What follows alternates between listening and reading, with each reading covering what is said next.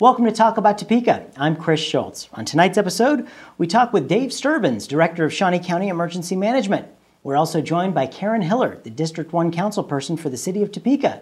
Tonight's episode is brought to you by the WIBW channels and the Break Room's new lunch experience. Check out the new menu at breakroomdowntown.com. We have a great show, and it all starts right now.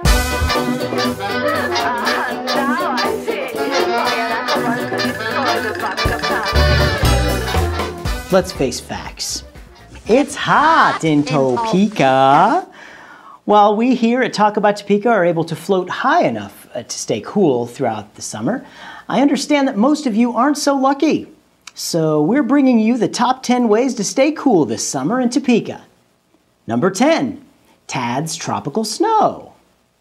Number 9, Blaisdell Pool, or any of our fine local neighborhood pools. Number 8, attend a city council meeting. By the end of it, your head will be boiling so much that outside will seem refreshing in comparison. By the way, don't tell our next guest that we said that. Number 7, the all-new Jackson Spray Park in Southeast Topeka. Number 6, G's Frozen Custard. Number 5, take a lesson from your gamer nerd friends and play indoor sports on Wii or Xbox Connect. Number 4, tonight's forecast, a freeze is coming. Allow me to break the ice. You are not sending me to the cooler. Freeze well. What killed the dinosaurs? The Ice Age. Stay cool, bird boy. Let's kick some ice. Frosty! Number 3, see the penguin exhibit at the Topeka Zoo. Number 2, overdose on freezer pops. And number 1, stay inside and give the air conditioner a workout while you watch Talk About Topeka. Every episode and all the segments available on our website at talkabouttopeka.com for you to browse at your leisure. I hate when people talk during the movie. So stay cool and stick around. We have 2 sessions of Exploring Topeka starting right now.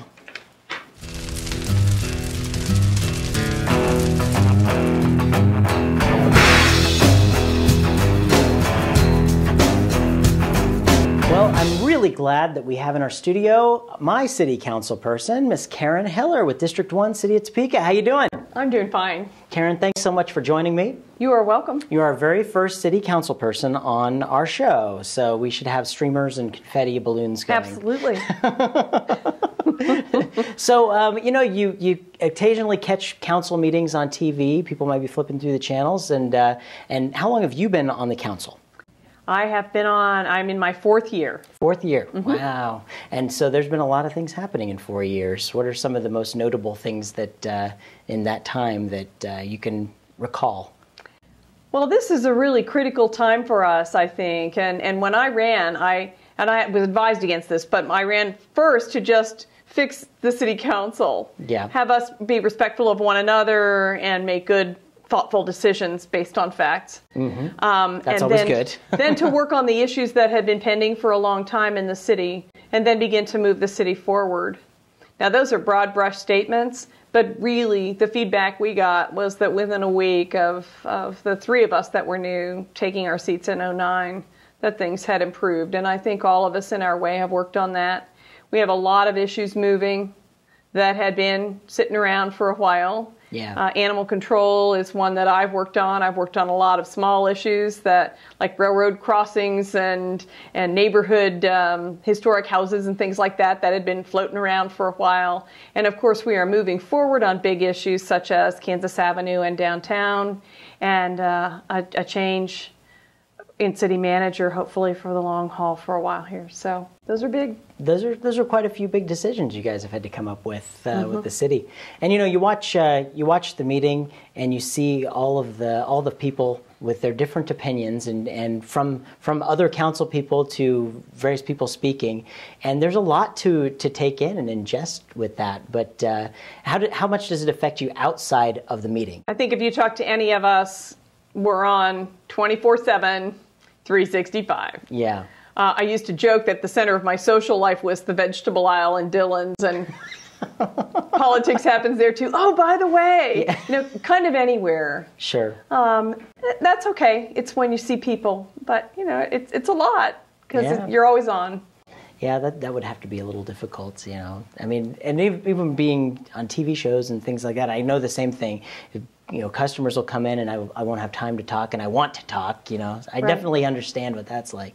But, you know, you try to make the time and listen to people. And you do, and it's important. And if you're open and you enjoy that, which I do, yeah. I learn so much every time. Yeah, absolutely.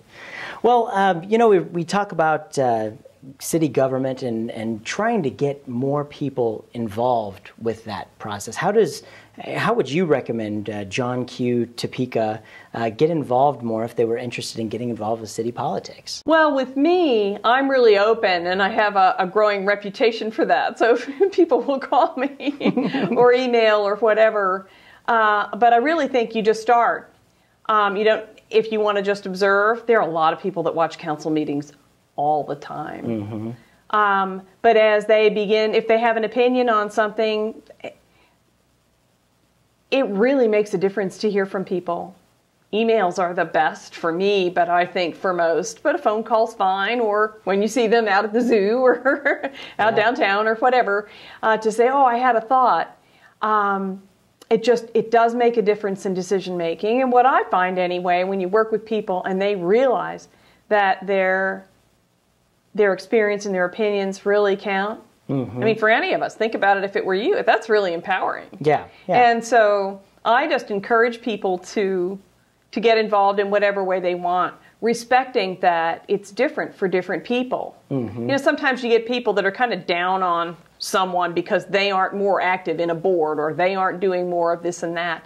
But every one of our lives are structured differently. Yeah. And so maybe somebody's contribution is teaching Sunday school class at a certain point in their life. Yeah. And later it's going on benefit walks or organizing other things. And so it's just to be able to encourage people to do what they're comfortable with and grow with that.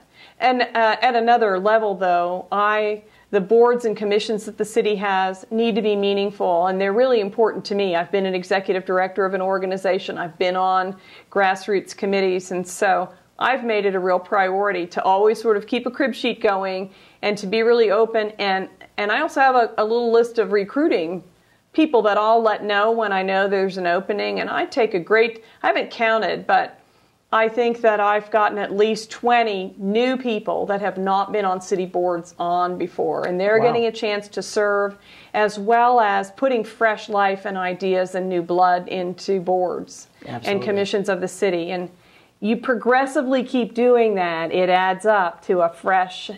And you look at all the new faces that were involved with downtown or the Google project. When you say, I was involved in getting the plug pulled on the Google project, to say, yeah, absolutely, go for it. Yeah. And then other people did too. And look what happened. Yeah. I mean, that was a game changer for Topeka and our view of ourselves. And it was because people said, yeah, why not? Absolutely. And so I like doing that. And I think certainly it's not just me, but it makes a difference. Well, and you mentioned our downtown project. So this has been going on. There's been a lot of talk, you know, about the last 3-4 years-ish about what to do with downtown Topeka. What are some of the roller coaster points that you've seen in that whole discussion? How much time do you have? Well, I don't know. Probably not enough. You know, the yin and the yang of the whole thing, I suppose, is people who say, you know, I think it looks fine right now. Just dust it off a little bit. Mm-hmm. And the people who say, we really need to soup it up and have the streetscape itself and so on be a real destination. Mm-hmm. And the people of whom there are so many in between that say, just do something. We have to do something. Yeah, there's got to be a happy medium in here somewhere. There is a happy medium, and although it seems like it's taking a long time, what I have found is that I think without exception, and I never thought that I would say this, every issue that's taken longer than somebody wanted or than we thought in the first place, the decision has been better by the time we reached it. Mm-hmm. And so what's happening even now that there are a couple of different proposals out there, is people are chewing on it and talking to other people and working to try and reconcile something that meets their dreams and kind of hashing it out. Yeah. And that takes time, but you know there are no shortcuts to having a good process and to having good conversation. When you take shortcuts, you get cut short, you know. There you go. I mean, it's very true. There just aren't. And so it's okay. It's sometimes agonizing, but it's good. And we're doing that here. And one of the things that's different, though, right now than I think it was in the future, and I've joked about this with some people, you know, in the past people would say, yeah, well, it won't happen in my lifetime. Yeah. And what we're saying now is it is going to happen in my lifetime. No matter how old you are, we're going to do this. Mm-hmm. There is an attitude change, and it's fun to be part of that, and I think we're going to. Well, yeah, I can say that I think from the beginning of this plan to where we are now, transparency within the government has really opened up and at least given people the tools that they need to get involved with the process and given them the idea, the way of putting their ideas and their own input into the process. I mean, that's what you guys have been, you know, really asking for actively for quite some time, is just people to get involved and give their input on what needs to be there. Now, you see actual plans posted online, you see actual figures posted, as opposed to, you know, way back when something just would have been like, okay, stamp it off and it's done, and no one hears anything about it. So, you know, we're dealing with a whole lot more information than we ever were given, and I think that's a testament to a good council to do. And I think a couple more pieces to that are, and this is Karen talking, but I think we need community consensus on this. We all need to understand all the details, and we all need to own it. And that is a different result than, okay, how many votes have I got? I just got to get 5 votes and we'll get this done. Yeah. And part of the push-pull of this amount of time is the people who want to make sure the community is truly informed and owns this versus the people that want 5 votes.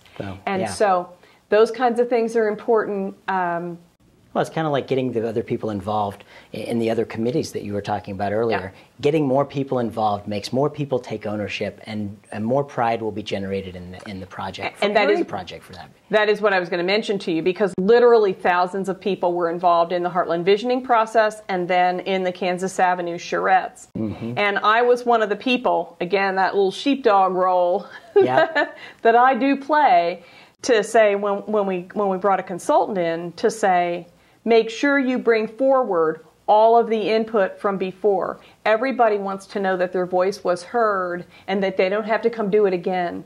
And they did do that, and they publicized that they did that, and that was different for us. Yeah, that's good. I was at all of those meetings. I was sure not to miss any, and it was really it was energizing seeing people wanting to get involved with the project, and that we just haven't seen things like that before. So. Well, and those charrettes were all organized by volunteers.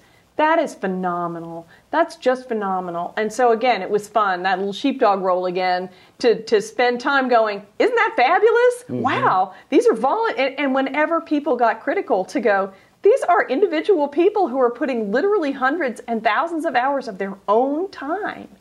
How can you be critical of anything? Plus, they had really done a wonderful job. Yeah. But just to change that whole dynamic of how we interact with one another and do business as a city. Yeah. Well, you know, we've got a really great council that's working really hard for us right now. We're lucky to have you all there. We're lucky that you've all put yourselves on the line for this. It is one heck of a job. So I thank you so much for doing that, and especially for coming on our show and talking with our viewers here. But I can't let you leave until we do our notorious lightning round. Yes, that's right. That's where I put 60 seconds on the clock, and I ask you a bunch of silly questions, and you give me the first answer that pops to your head on those. Yipes. The heat is on, right? Well, it's not that. Oh, well. It's not that hot in Topeka. I'll tell you. All right, here we go. Let's put 60 seconds on the clock, and go. If a person dies and then comes back to life, should they get the money back on their coffin?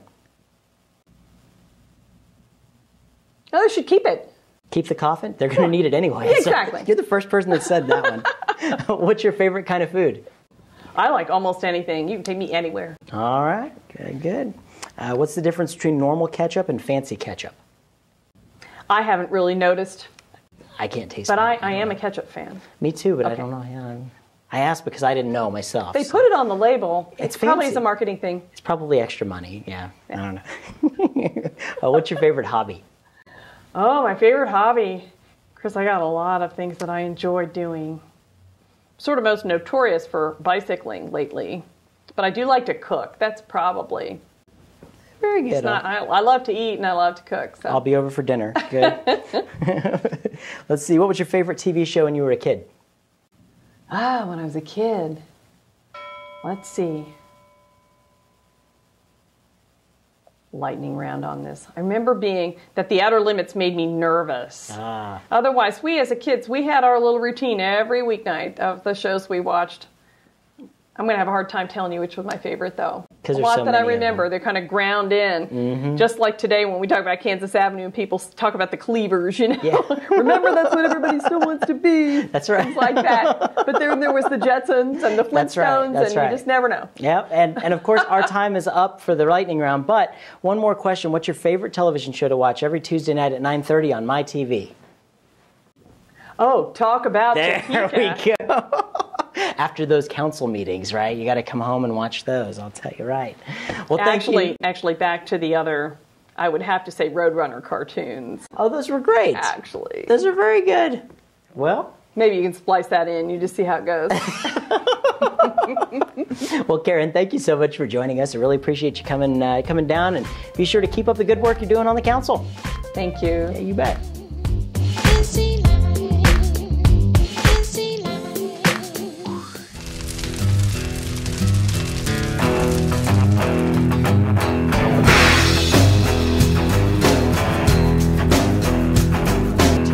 Guest you may have heard of around some pretty disturbing news.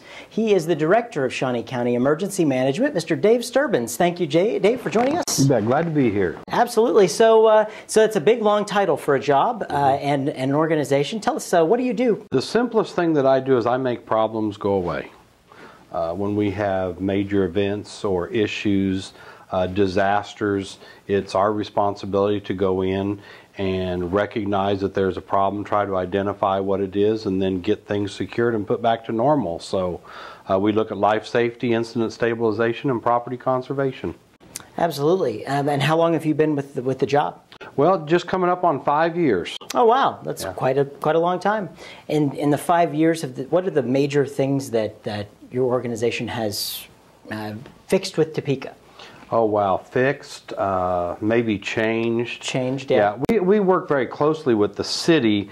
This is actually Shawnee County, so we cover everything. The city has their own emergency manager, which is Jim Green. Sure. But we worked really hard to work on continuity of operation plans.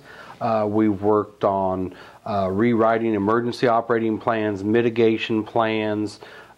We've even had a project working on flood evacuation routes. So. And of course, everybody knows when they think of emergency management, they think of the siren issue, and that's a big issue in this county. Yeah, well, especially Topeka and Shawnee County, we have a lot of tornadoes that go through there. Yeah, we've had our share, and of course, the big thing now is, well, the sirens go off, and it's a false alarm. And I realize for a fact that when the sirens go off, that tells everybody to run outside. You know, even though we tell everybody to seek shelter, you know, we never do those where we're not trying to get people to take cover, because there is something actually there. So how do you guys tie in with other surrounding areas? You guys have a pretty good communication network? Yeah, we really do. You know, so much of doing our job is very important for communications. We're, myself and other members of my staff, we're parts of the statewide incident management team. So we do different roles there where we actually go out and help other communities. And that's been one of the nice things working with the commissioners, is that they understand that if we go out and help other people, then other people are going to come help us. Communication, you hear that in just about everything. That's the key to success, especially in an emergency. Right. So what types of emergencies would you be jumping into action with? I mean, if there's tornado warnings, is there like a center that you guys have, or something that you're all camped out at? We have an emergency operating center, which is in the sub-basement of the Shawnee County Courthouse, which is our EOC. we would open that up if we had a disaster. Actually, prior to disasters, the proactive part is we're actually out in the community in different locations so that if something happens, we're right there to start looking at what it is, evaluating, doing damage assessment, making sure that things get handled properly, and then we go from there. The same thing we do when we respond to other communities, for example, Harveyville earlier this year. Usually there's one or two big things that happen in this area every year. So, I mean, you have a pretty stressful job, especially when you're concerned with what you're trying to, you know, make things go away so people don't see what they. Right. You're trying to make their lives, you know, keep it as simple as possible for them. So, what other things have you done with Topeka? Have you been born and raised here, or did you come? Yeah, I was born and raised in Topeka. Went to Shawnee Heights High School, graduated, worked for the Topeka Fire Department for 27.5 years. Retired from there as the Deputy Chief of Operations, and then was fortunate enough to be hired by Shawnee County to take over their emergency management department and start all over. So when you were a kid, what did you want to be when you grew up? You know, I always knew growing up, I always told everybody I was going to be a fireman, like my dad, and I was going to be a painter. Well, I decided that I liked being a training officer and training firefighters. So back in 1988, I applied for the training division on Topeka Fire Department and moved from 24-hour shifts into specialty and just started moving into the disaster. Used to do all the technical rescue, especially the auto extrication classes for years. And traveled around the state doing that, and then just started responding to disasters, and it was just kind of a natural fit. When something like that happens, does your phone just start blowing up and you have to go? It really does. And even if the disaster isn't here, I get a lot of calls.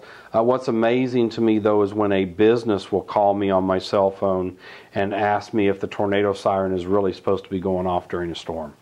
Well. Yeah. Probably is, if it is. Yeah. Yeah, they don't go off on their own. So how does that network of sirens work? I mean, you guys set them off from the courthouse building? Is it? We have multiple ways we can set off the sirens. I mean, if you know all the right codes, you could do it from your iPhone. Wow. But we can set it off from our laptop computers. We can set them off from the courthouse. The dispatch communications center can set them off. So we've got a lot of different ways that we can set them off. Redundancy is very important. Then once we set them off, we have the opportunity for different tones. We can set off different areas rather than the entire community. And that's a really tough call to make, but we could actually, if we had a tornado that was just going to be in the Rossville area, for example, we could set off just Rossville and Silver Lake, things like that. But most of the time when they go off, because we're out there looking and we're in radio communications directly with the Weather Service and several other emergency response personnel, then we make a decision, and unfortunately most of the time it means that we're going to set off the system for the whole community. Obviously technology's changed a lot in the world, but how has technology changed that whole system? Oh, it's tremendous. The old sirens were almost like a transistor operated receiver.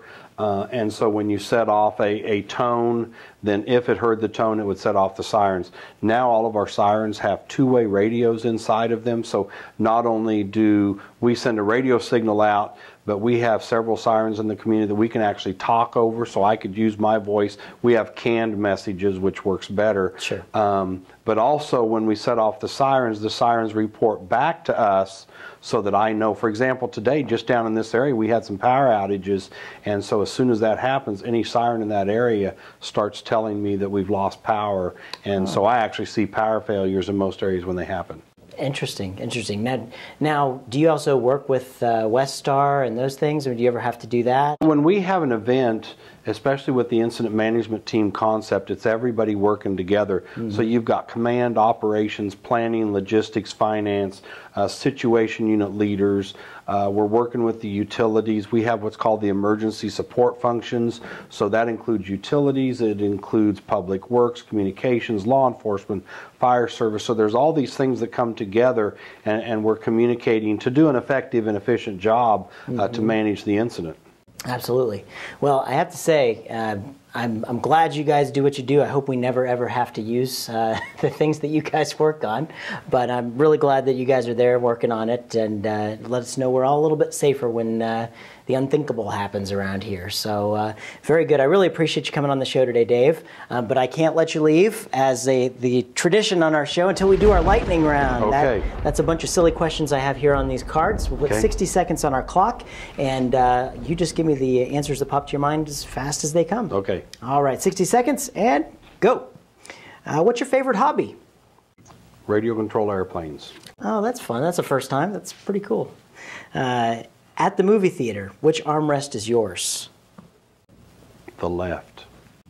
Okay. All right. Most people say the right. I'm on the aisle. All right. Oh, yeah. Well, that's good. That's good. I have to be able to get out quick. Yeah. You never know. There might be an emergency popping up. All right. What was your favorite TV show when you were a kid?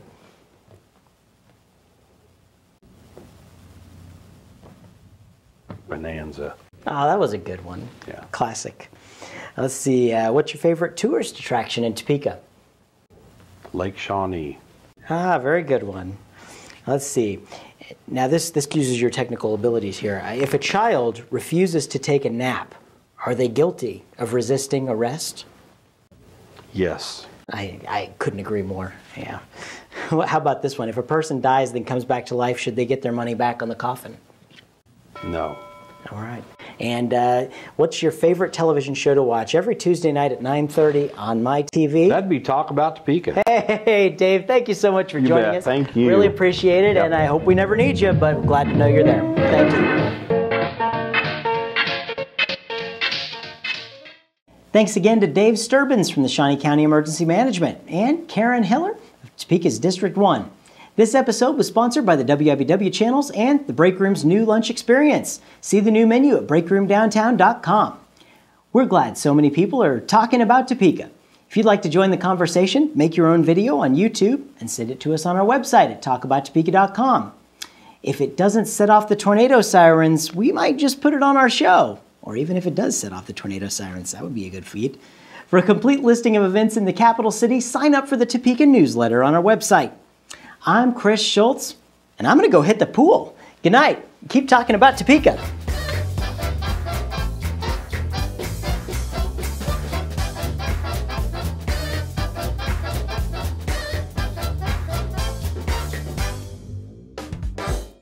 Usually I'm sort of staggering around fairly numb at 9:30 on Tuesday nights, and I never watch television, so I have to...